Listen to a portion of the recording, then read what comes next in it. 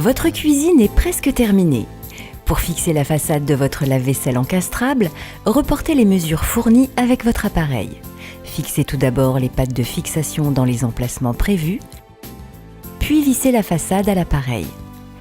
Si un fileur de finition vous a été fourni, prenez tout d'abord les mesures de l'écartement entre votre mur et votre meuble, en bas et en haut.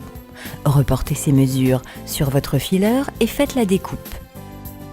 Utilisez les équerres fournies pour fixer le fileur et son support.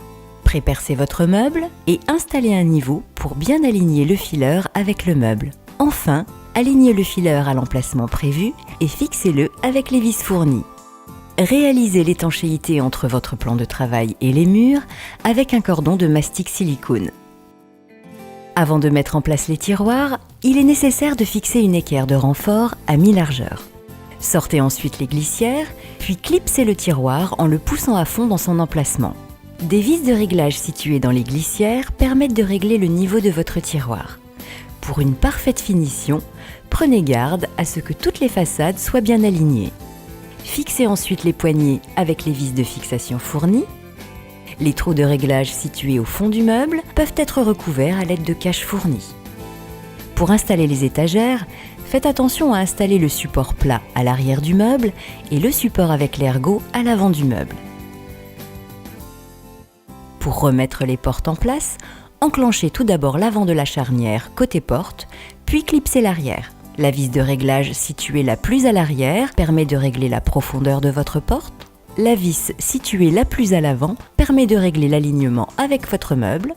Et les vis situées au-dessus et en dessous permettent de régler la hauteur.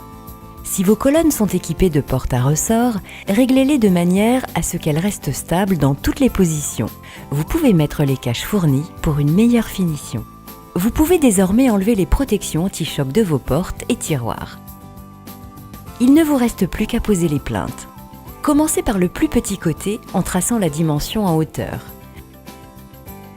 Faites les découpes à l'aide de la scie circulaire, mettez-le en place et installez la cornière de finition qu'il faut couper à bonne dimension également.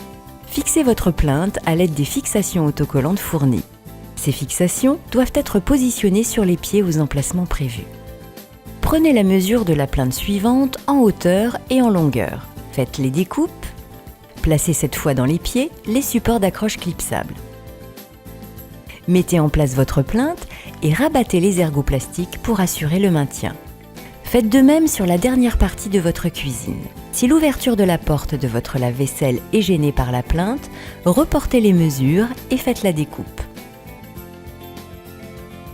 Bravo, votre cuisine est prête et nous vous remercions d'avoir fait confiance à EcoCuisine.